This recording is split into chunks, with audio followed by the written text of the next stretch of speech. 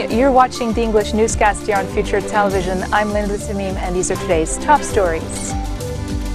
Prime Minister-designate Saad Hariri meets with President Michel Aoun at Babda Palace and says he agrees with Aoun on all matters regarding the formation of the new cabinet. A senior Saudi delegation is in Beirut to congratulate President Michel Aoun on his election and to express solidarity with Lebanon after its recent political breakthrough. And the UN says there are no more functioning hospitals in the rebel-held eastern part of Syria's Aleppo, as fears are mounting over the fate of civilians. Prime Minister-designate Saad Hariri has met with President Michel Aoun at Babda Palace and says he agrees with Aoun on all matters regarding the formation of the new cabinet. Speaking to reporters after the meeting, he said, quote, "There remain some hurdles. Those obstructing are known. You should go and ask them," end of quote. The PM-designate had hoped to form his all-inclusive cabinet before Independence Day tomorrow. Steadfast demands by rival political factions, however, have been delaying its formation. A row that flared up last week between Parliament Speaker Nabih Berri and Aoun over the extension of Parliament's mandate added to Hariri's complications. Berri quickly issued a statement responding to Hariri's remarks and said supporters of the 1960s election law could be hindering government formation. Caretaker Interior Minister Nuhad al-Mashnouk says the formation of a new government has not been delayed, but it always needed more time than was originally planned. Mashnouk spoke as he was visiting the grave of late former Prime Minister Rafiq Hariri in downtown Beirut and said the government will be formed soon.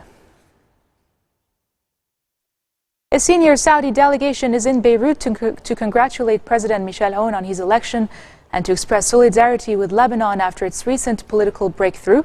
Saudi Prince Khalid Al Faisal, accompanied by the kingdom's Minister of State of Foreign Affairs Nizar bin Obaid Madani, and a high-ranking delegation was dispatched by King Salman to reaffirm Riyadh's support for Lebanon.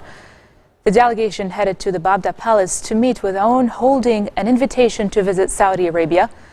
The Saudi envoys are also scheduled to meet with Speaker Nabih Berri, Prime Minister-designate Saad Hariri, and caretaker Prime Minister Tamam Salam.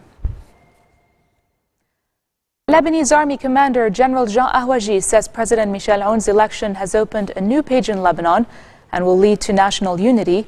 In his order of the day on the occasion of the country's 73rd Independence Day, Ahwaji said, quote, "This year's Independence Day is marked with the hope that was missing during the presidential vacuum, announces a promising term as the nation goes forward steadily in the process of advancement and development," end of quote. Ahwaji then decried the ongoing captivity of 9 servicemen who have been held hostage by ISIS since 2014. He also praised soldiers' triumph against terrorism and its networks along the country's border and inside, calling on servicemen to fortify the military against political strife and sectarian sedition. Just a reminder that Lebanon will stage its first military parade in more than 2 years to commemorate its independence from France in 1943.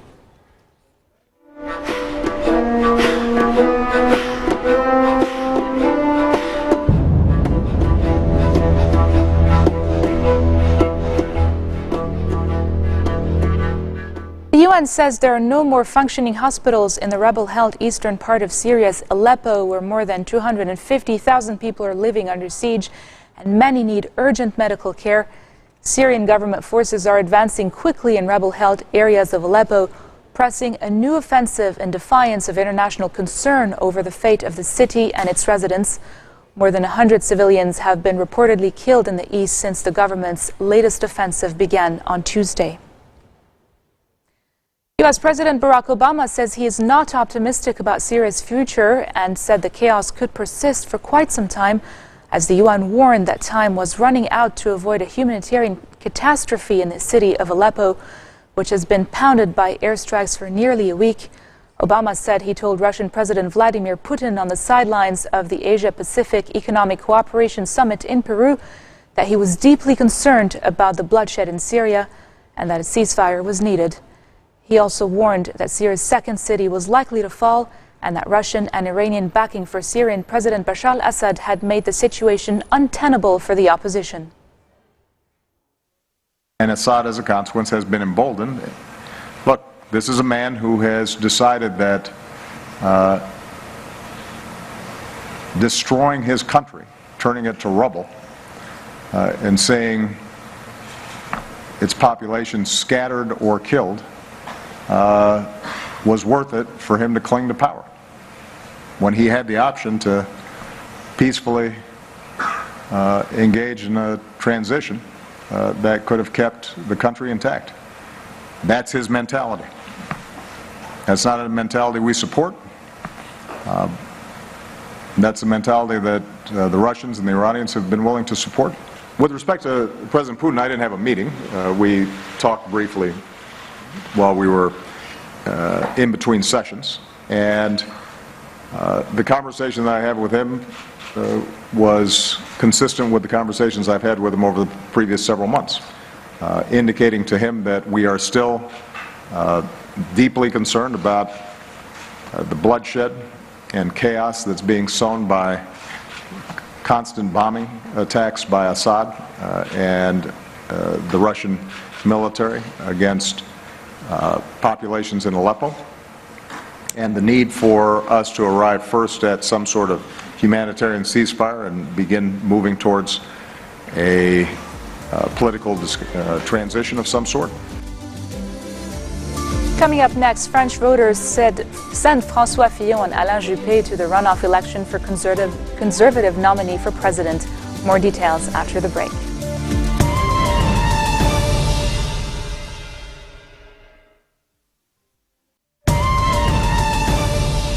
Welcome back. Iraqi Shiite militias were massing troops to cut remaining supply routes to Mosul, ISIS' last major stronghold in Iraq, closing in on the road that links the Syrian and Iraqi parts of its self-declared caliphate.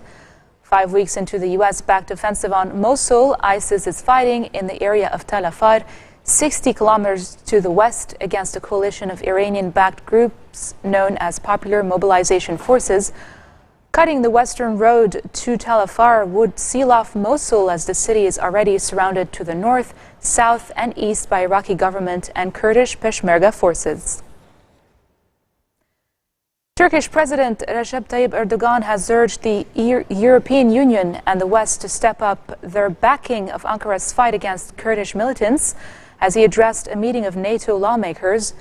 Erdogan said he expected the support of NATO countries in Turkey's fight against all terror groups, including the Kurdistan Workers' Party, known as the PKK, Islamic State jihadists, and the group blamed by Ankara for the failed July 15 coup. He called on the EU to tighten its approach to the PKK, which Brussels designates as a terror group, but whose members, according to Erdogan, are allowed to roam freely within the bloc. Moving on to France, French former President Nicolas Sarkozy has conceded defeat in the race to choose the conservative nominee for next year's presidential election. Ex-Prime Ministers François Fillon and Alain Juppé both outpolled Sarkozy in early returns and stand to advance to the November 27 runoff. Diane Hodges reports. While the votes in France were still being counted Sunday night, the result was clear. Former Prime Minister François Fillon was the winner of the first round of the country's presidential primary. Fillon, an economic liberal, picked up 44% of the vote to top the field of 7 candidates. He says the result shows French voters are ready for a change. Autour de nous, une dynamique puissante. A powerful energy has been unleashed all around us. There is hope, and that hope has emerged with strength all over France, contradicting all predictions. Vérité. Fillon finished ahead of another former Prime Minister, Alain Juppé, who had long been leading in the polls. But Juppé struggled to fire up voters as the election neared and finished with about 28% of the vote. He'll now face Fillon in a runoff election in 1 week. But the vote marks an end to the political comeback attempt of former President Nicolas Sarkozy. He's now throwing his support behind Fillon in the runoff. And still in France, Interior Minister Bernard Cazeneuve says police have arrested several men over the weekend and foiled a planned militant attack. 7 people of French, Moroccan and Afghan origin aged from 29 to 37 were arrested in all, 2 in Marseille and most of the others in the eastern city of Strasbourg. The mayor of Strasbourg said it appeared that the plot had focused on the Paris region. At least 27 people were killed as a suicide bomber blew himself up inside a Shia mosque in the Afghan capital, Kabul. Kabul police said several people were also wounded and more deaths were feared. Worshippers were gathering to mark the Shia ceremony of Al-Bain, which comes 40 days after the major festival of Ashura. An origami-inspired ophthalmic testing device could help democratize eye care for people in isolated communities and developing countries. The folding phoropter is a low-cost and easy-to-assemble eye test to quickly spot refractive errors, the largest cause of avoidable visual impairment in the developing world. Matthew Stock reports. Origami has been around since the 6th century. But the art of paper folding is now helping to bring cheap eye care to the developing world. The folding phoropter uses the ancient Japanese custom to spot vision disorder, putting the power of diagnosis into patients' own hands. The scenario right now is that there are a lot of people who actually do not have access to refractive error screening, and because they can't do that, many people go visually impaired. Following simple instructions, 2 pieces of card are folded together into 2 oblong boxes that slide into one another. 2 lenses are then attached at either end. The patient looks through one end towards an eye chart, slowly sliding one box out of the other until the chart comes into focus. A reading on the side gives a quick, accurate result. You don't need different lenses, it's just the whole range you have in a very simple 2-lens system. It's really intuitive to actually use this device, and then using that they will be able to know if they actually need to go to a visual expert. It's currently being field tested to optimize usability, but with each device coming in at under 50 cents, its reach could be immense. Poor eyesight affects an estimated 153 million people around the world, according to the World Health Organization. If diagnosed correctly, it can be treated with glasses, contact lenses, or refractive surgery. The folding phoropter recently won $50,000 in funding, taking 2nd place in the Clearly Vision Prize, part of the Clearly campaign that seeks to accelerate innovation in eye care. This marks the end of our bulletin for today. Now for a reminder of our headlines. Prime Minister-designate Saad Hariri meets with President Michel Aoun at Babda Palace and says he agrees with Aoun on all matters regarding the formation of the new cabinet. A senior Saudi delegation is in Beirut to congratulate President Michel Aoun on his election and to express solidarity with Lebanon after its recent political breakthrough. And the UN says there are no more functioning hospitals in the rebel-held eastern part of Syria's Aleppo, as fears are mounting over the fate of civilians. Those are your top stories for this Monday. I'm Linda Tamim, and I thank you all for watching. Happy Independence Day as well.